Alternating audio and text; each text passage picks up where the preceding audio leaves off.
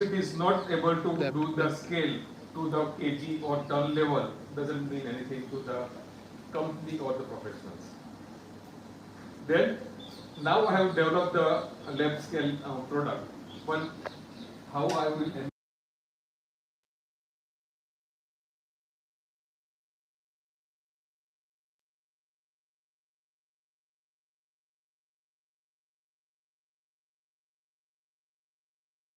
method validation. So all this portion is part of our development into the R&D, where organic synthesis plays a critical role. Now, once I've done the development, I've done the method validation, now it becomes the optimization. Because one batch I prepared, it's okay. Second batch I prepared, something gone wrong.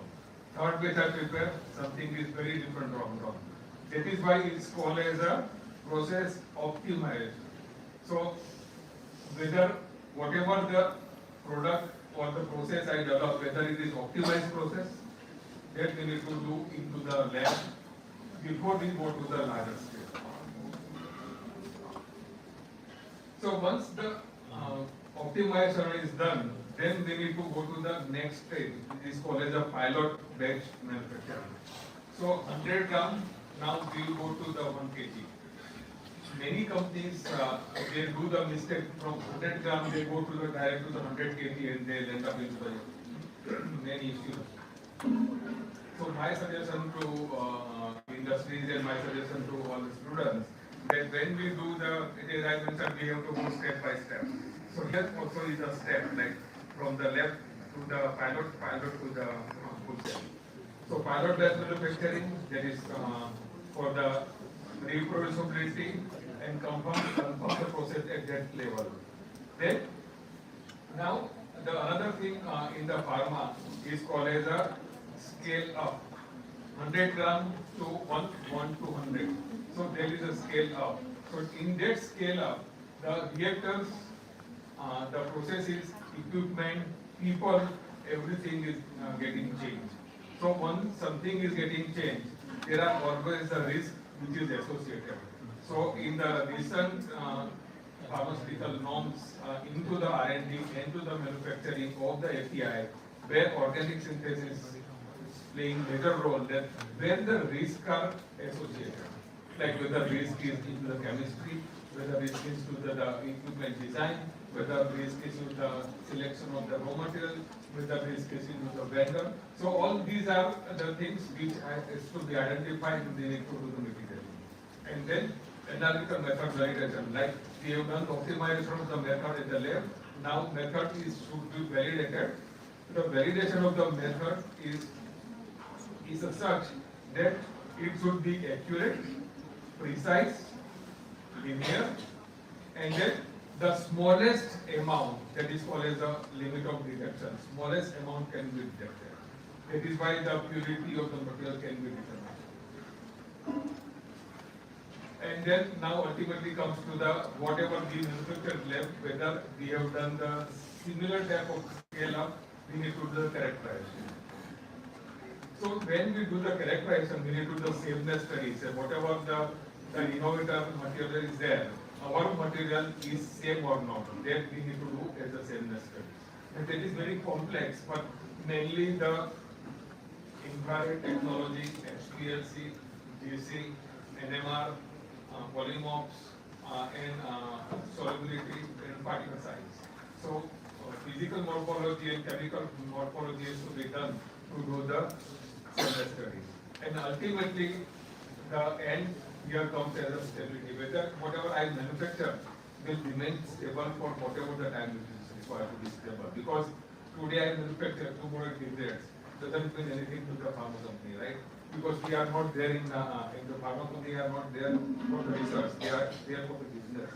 So material which we design or prepare has to be stable at least for the minimum 15 to 24 months, and then more than that. Now coming to the another point is the documentation and technical solution, because as I mentioned that everything is done, but we need to go to the next level for the business, and for business starts once the regulatory gives us the approval. So there is a regulatory submission. So what we have to do in the regulatory submission is a batch record. So whatever the you prepared has to be recorded. That is recorded into the batch, called as a batch record.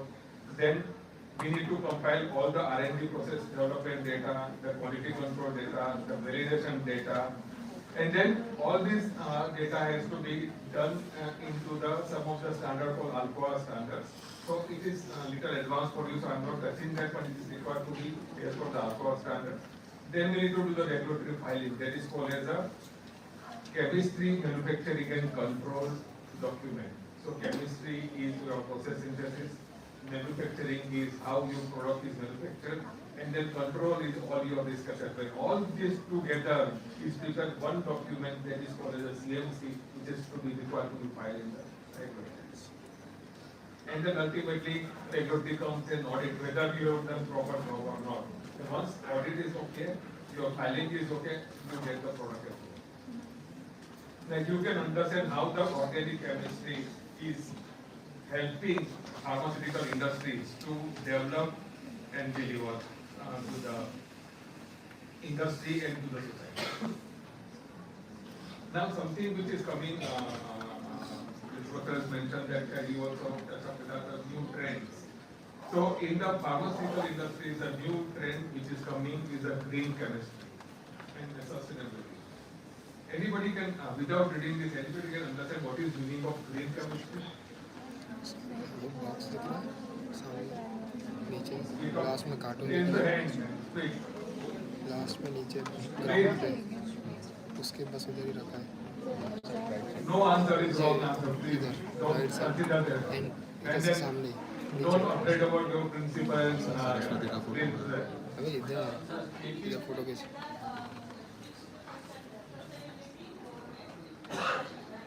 Very good. So green chemistry in the sense that it is not harming the earth.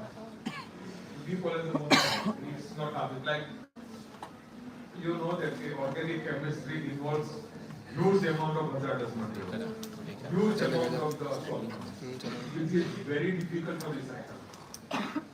So now a new trend which is coming called as a green chemistry, where we try to avoid the hazardous material, we try to avoid the solvents, by which everything is not possible, but 80% is biodegradable. And that is what the newer organic chemistry which is coming called as a green chemistry. Then another things which is coming is a biocatalysis, like I mentioned, that biodegradable, where using the enzymes, the organic synthesis, and then the product are changed. And then safer solvent, like instead of, there are classification of solvent, class 1, class 2, class 3, so called as toxic solvent. Instead of toxic solvent, hazardous solvents, we call it the safer solvent.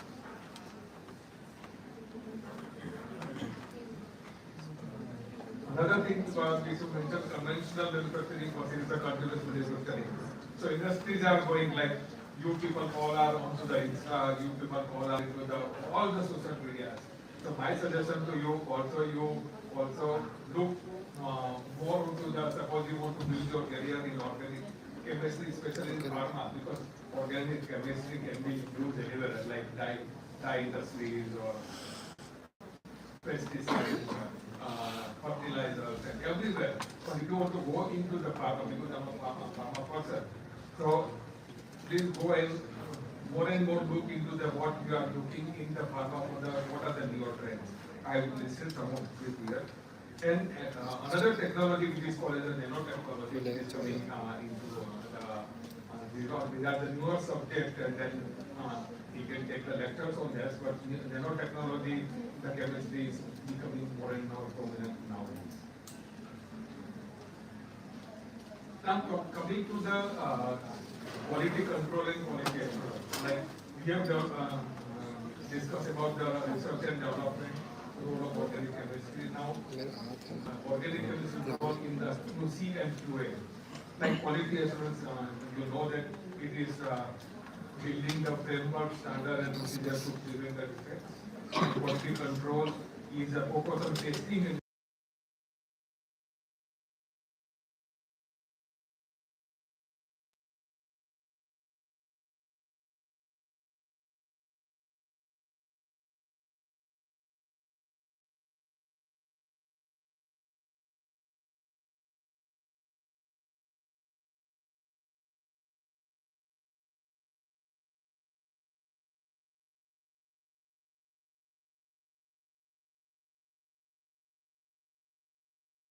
100 milligram. Let's say 1 gram. And the net size is what? 1 ton. In 1000 kg bags, you take 100 gram. That is the highest. We never take 100 gram, but it's highest. So 100 gram sample gives the assurance that my bag is okay. No, it will not. And that is where the quality assurance comes in picture. So quality control gives you that you know my testing and everything is okay. But quality assurance gives you assurance that 1 ton material which I am supplying to my indirect patient, because ultimately is going to convert to the formulation, and then ultimately it is going to be used in patient, because in that case we are serving the patient. So I have to be assured that my 1 ton material is safe and effective. So QC is a mandatory requirement, QA is the regulatory requirement with the compliance, and that is ethical. It is a very simplified way of I want to just give, because we are discussing with the students. Right? So QC detect defect the defects. QA prevents the defects. It is product testing oriented, it is a system and process oriented. Ensure safety and efficacy of the each batch, ensure compliance with heavy regulation, and ensure that the entire batch is efficacious and safe. Outcome is verification of product quality, and the QA outcome is consistency in manufacturing. So what is the role of quality control in organic synthesis into the API? As I mentioned, analytical method validation. Now, what we do, the validation that precise, accurate, sensitive, limit of detection, linearity, all this. But there are many instruments like HPLC, JC, mass spectrometry. All these methods which require to either test or characterize the API require to be validated, and this is a regulation. Because if I don't use the validated method, I don't have the confidence whether I am testing the product is the way it should be. That is why the validation is must. And the second point, as I mentioned, for the especially for the API manufacturing in the pharma industry is the impurity profile. Then now there are two things: the normal impurity, like organic impurity. More nowadays, over the years, regulation also is changing. People are learning, everybody is learning, regulators are learning, more and more new things are coming. And now two buzzwords in the pharma industry for the API is a genotoxic impurity and then nitrosamine impurity, which is a nitro group. So these are the two impurities which are the newer form of impurity which regulators are looking. Where nitrosamine impurity is the, it is headache for all of us into the pharma, that if the molecule itself is a nitrate or nitrite or secondary nitrite, then there is a possibility of the nitrosamine. So all these are the advanced stage, but these are the two things which we need to really look into, and we need to do when do the profiling. These are the organic impurity, related substance, inorganic impurity, nitrosamine impurity, and genotoxic impurity we need to do.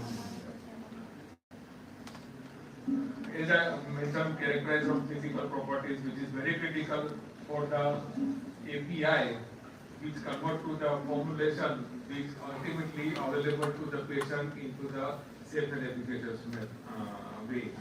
Stability, which is critical, as I mentioned. Then product, what we design or develop or manufacture has to be stable. And then the newer technology work all as a process monitoring, that is a PET tool. Here, this is what happens that when we take the samples, we put into the, let's say, UD, or let's say we put into the HPLC, then they do the analysis. Now this process analytical technology, which is a new concept, which is coming into the last 3-4 years, we are proud that we have implemented. It is even the real-time analysis. So you don't have to prepare anything. You don't have to prepare samples. You have to just put that probe into your product or into your reactor or into your mass, it gives you the outcome of that. So these are the new advancements which is now prevailing into the pharmaceutical industries, which is new. Quality assurance like regulatory compliance, quality management systems like when we manufacture the products, many times you know that every time everything will not go okay. There will be always a deviations, there will be always a failure, there will be always a complaint, somebody mentioned that your product is not working. So all these are happening where quality assurance play a major role, equal as a quality management system. And then quality assurance, as I mentioned, that assures the quality, they will do the testing of the quality. So they are involved from the design to deliver. They are when I mentioned about supplier qualification, I always give the example about automobile. Like I always give the example about your aerospace. Like they are, I don't know how many people know that the space industry works at what sigma level. Anybody know about the sigma level? The sigma level is a process capability, like the number of defects per million. That is called as a defect level. So people are working as 6, now 8 sigma. So that is called as a process capability. So in the supplier qualification, if my supplier is not dependent, supplier is not give me the quality the way it required, because I am not going to manufacture everything. I will depend on my supplier. If the supplier is not qualified or I have not tested their capability, my ultimate product will fail. Their quality assurance will come picture, their organic synthesis knowledge will come into picture. Documentation, risk management, and audit and investigation. This is where the quality assurance role will play, and their knowledge about organic chemistry is useful into the quality assurance. And generally in pharma industry, in our API manufacturing and R&D, we generally go to the MSc and PhD into the quality assurance. I mentioned about risk management. This is a detail based. First is the risk identification.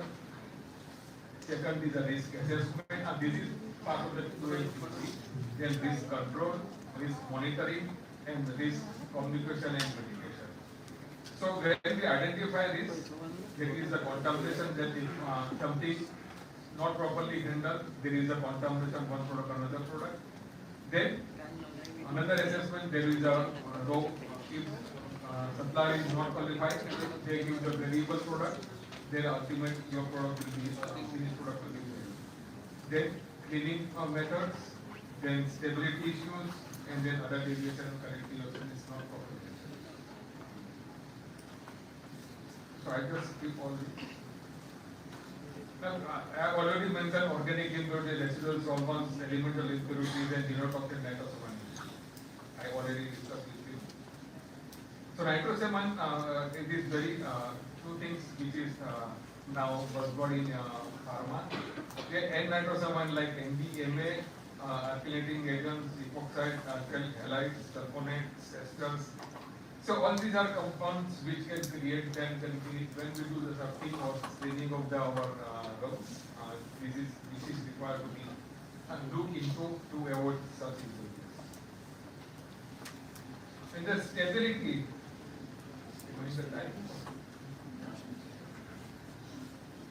And the stability, like there are various guidances like Q1 and Q1A to Q1M. Like stability testing of new drug applications, photo stability. Here one thing which is very interesting.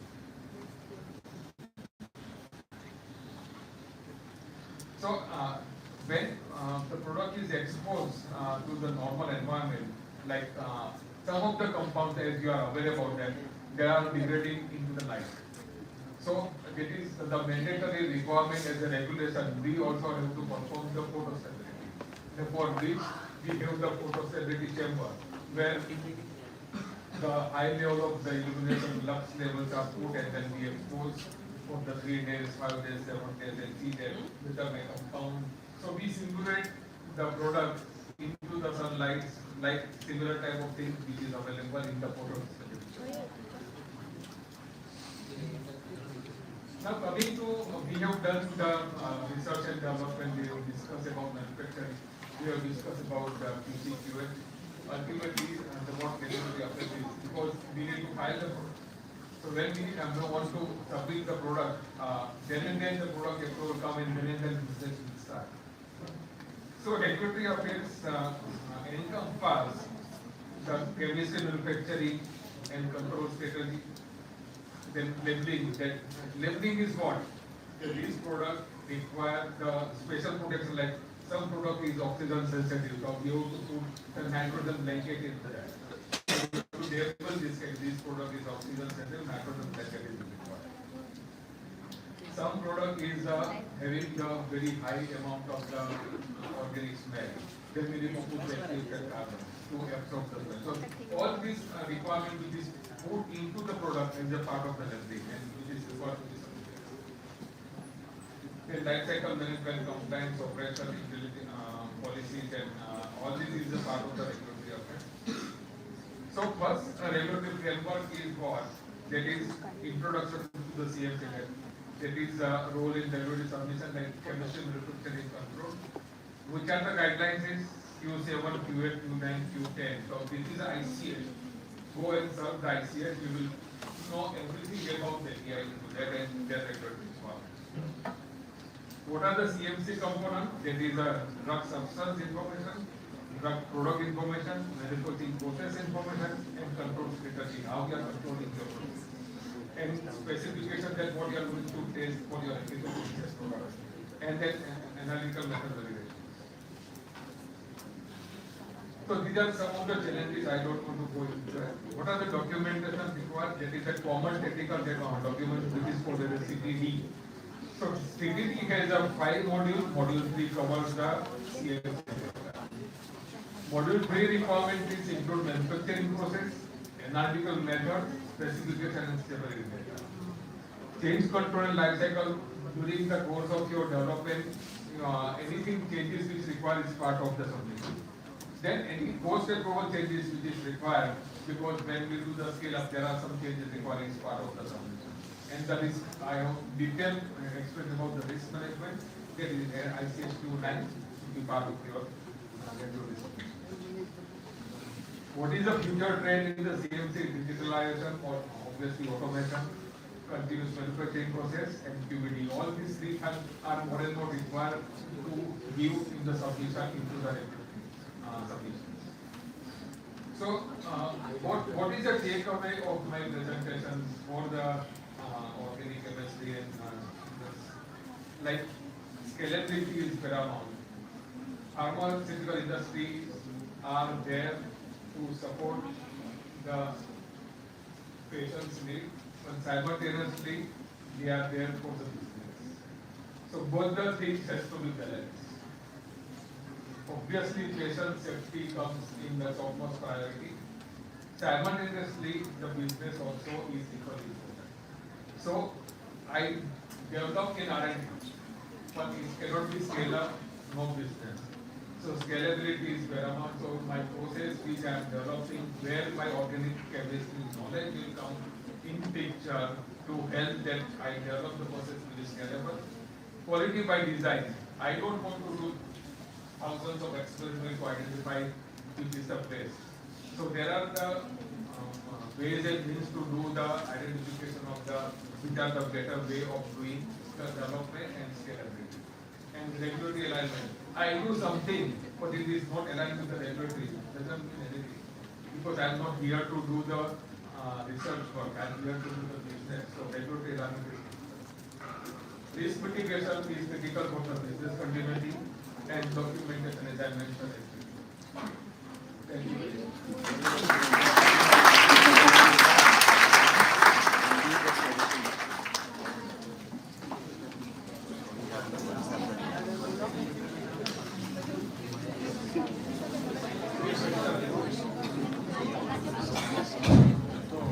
Sir, API contain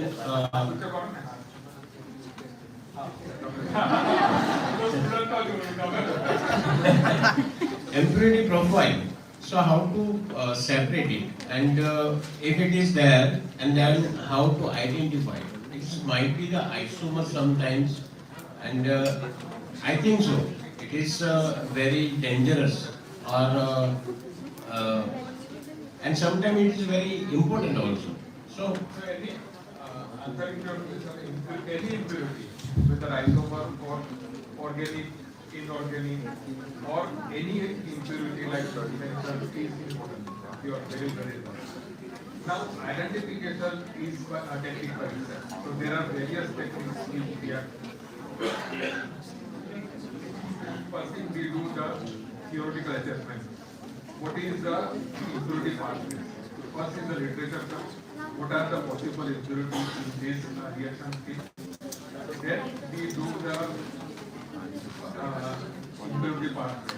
That is the second point is that this synthesis will be this type of impurity. Third, we degrade intensely the product. We degrade the product in hydrogen peroxide, that is oxidative. We degrade the product in acid, that is acid. We degrade the product in alkaline. Then we degrade the product in the peroxide. We degrade the product in lye, that is product. So there are very different ways to degrade the product. And then we do the analysis that what type of impurity is generated in the and the action. Then we also do for the isomers and other points, we do the different temperatures to see that whatever the desired isomer is required is there or not. What is the contamination of undesired? So these are the ways by which we do, and then we finalize the process and validate it. Yes, sir. Is there any role of other component other than API for the stability of the API component in drug molecule? Very, very Any good. linear relationship or not? Excellent question. So, as I mentioned, one point, I just that supplier qualification.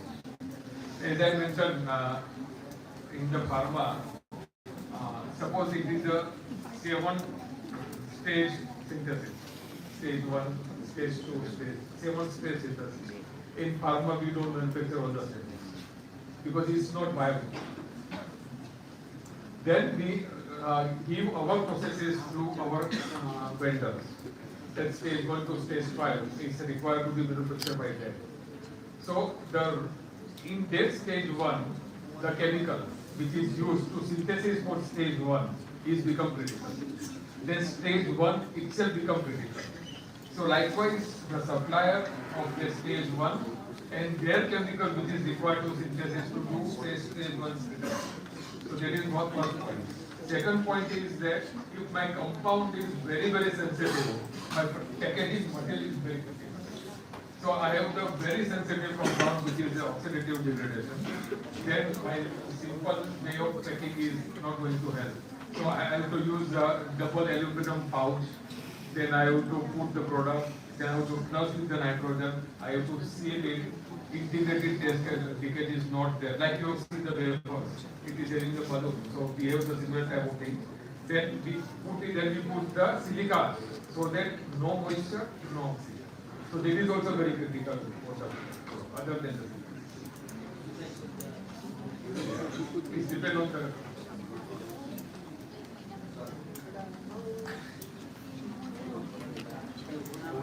the many years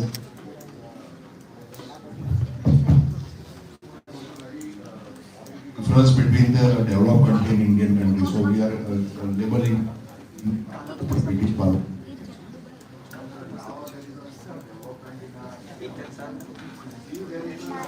Difference between the quality of the developed. I don't think that you see. Fortunately, I was part of the IP, new IP system. And I was part of the new regulatory and GMP guidelines, which is substitute F, I was part of that.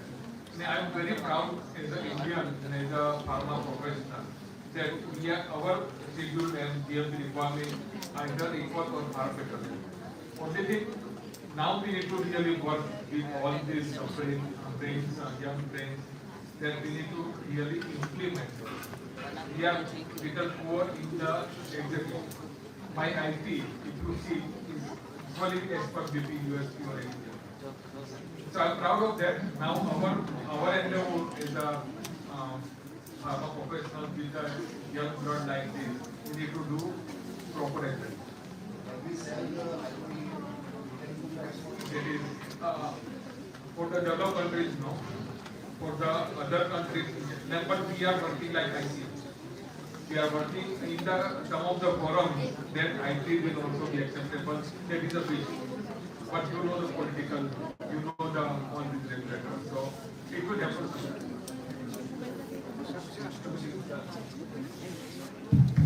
Sir, this green chemistry methods you have mentioned, are these all methods are efficient for large scale production?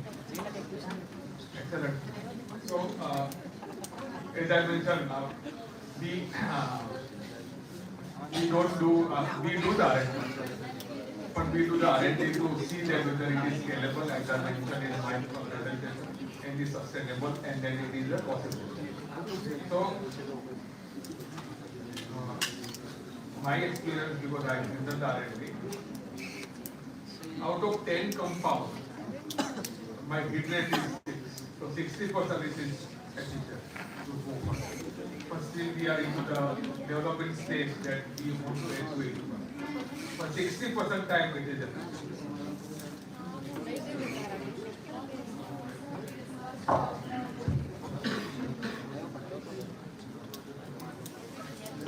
Quality of the compound.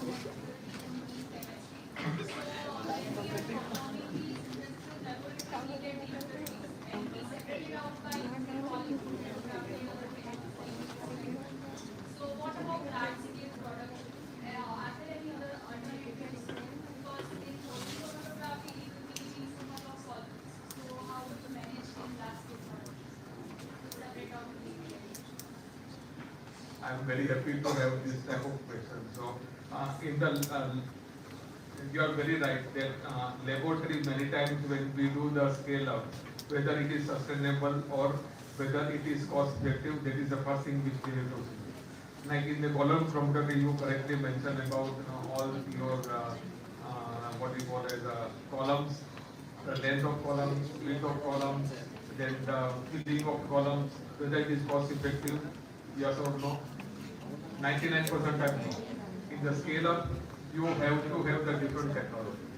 In that different technology, there are always ways and means about doing the chemistry point of view, about the crystallized, how you will separate out the crystallized, the adding the anti-solvent or precipitation or the immediate cooling, super cooling, like heating. So there are many ways, but simultaneously we also need to see when we do this, your polymorph doesn't change, because polymorph is so sensitive for all such techniques. If you go, development is done with the column, and I'm going with the traditional chemistry, then I have to be very, very careful about the polymorph.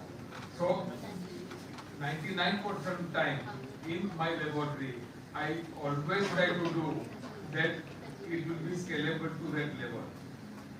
I will give you the percentage, like 99.5% time, we try to avoid the column.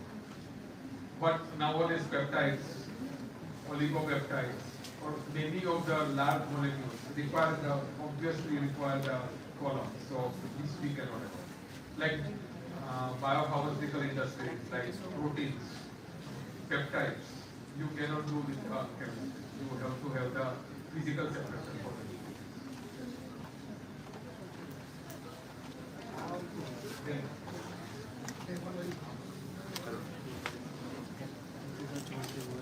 Hello.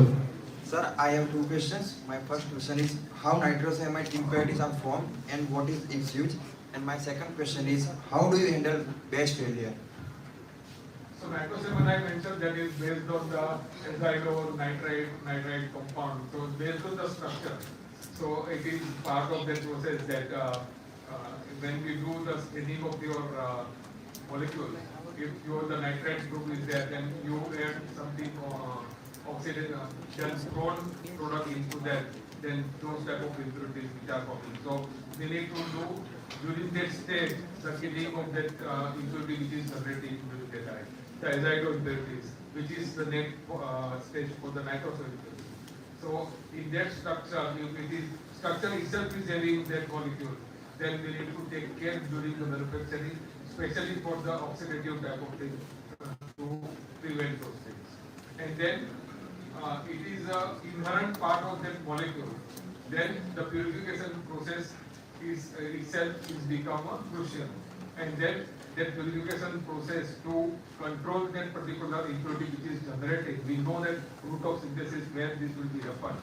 So either chemistry control or engineering control which we do, and then we control that impurity. But simultaneously, as I explained to her about the packaging material, the packaging material also has become very crucial for such. So that is the first answer. Second, batch failure is always, especially for the API manufacturing, is always the nightmare because we don't know how the. Suppose I will give you one example, some unknown impurity comes, which are not part of my specification. Then we need to do lot of user trial based on the, first we need to identify impurity, we have to do the mass. Okay, which mass that impurity is. So we have to do mass spec. Then we have to do the HPLC at what retention time which is coming. Then we identify the structure, which structure this impurity is there. Once that is the knowledge is gained, then we know that in which type of synthesis, which parameter or which environment has created this impurity. And then we go to the cause for that and then we control it. That is how the normal process is.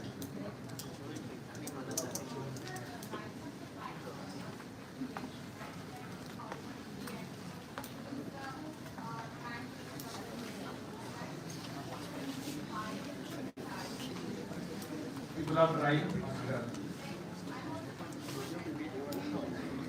So many things which you have mentioned, like we are working on the flow chemistry.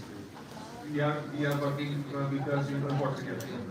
So currently for the 1000 kg batch, we have 5000 liter reactor.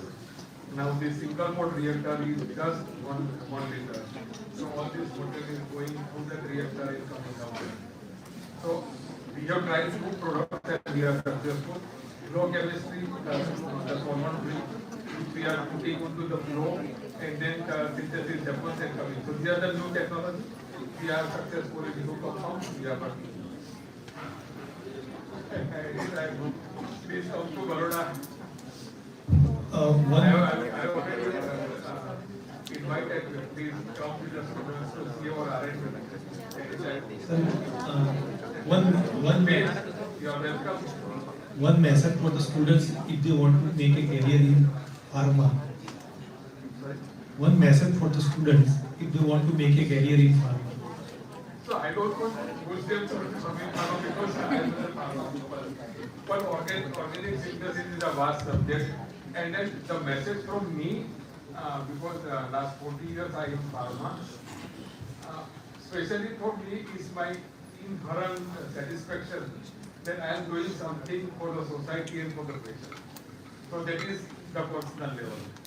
And the pharma, as you know, as a career point of view, there are, as I mentioned, there are newer technologies, mind-boggling technologies which are coming. I mentioned flow reactors, single pot reactors. So all these are which is going on, and I don't think in the pesticides or petrochemicals or fertilizers, such type of innovations are happening. So we are really interested into the more into the R&D, innovation or patient care. Pharma is the job which you should look into. At least I am very happy. I am in the pharma. The So- same message I am giving to you. First of all, it's very fruitful session. I have two questions. One, what role does biomarker plays in clinical phase trial success rate? And second is, as you know, there are many curious minds present here. So I want to ask you, which skills should young pharma researchers focuses on for R&D and pharma? So I'm not expert in biomarker, but I look after the quality assurance of the clinical trials. So without the biomarkers, clinical trials is nowhere. So we need to identify which are the what you do into the biomarkers, at least for the NC molecules, for the zinc molecule is all possible. So you have to follow that. For the new drug applications, like our product is coming to the criteria or other things, where you have to identify which biomarker, you have to infuse it into the animal, you have to generate that, you have to do, there are many things. But for the generic industry, at least biomarkers are known. So I don't.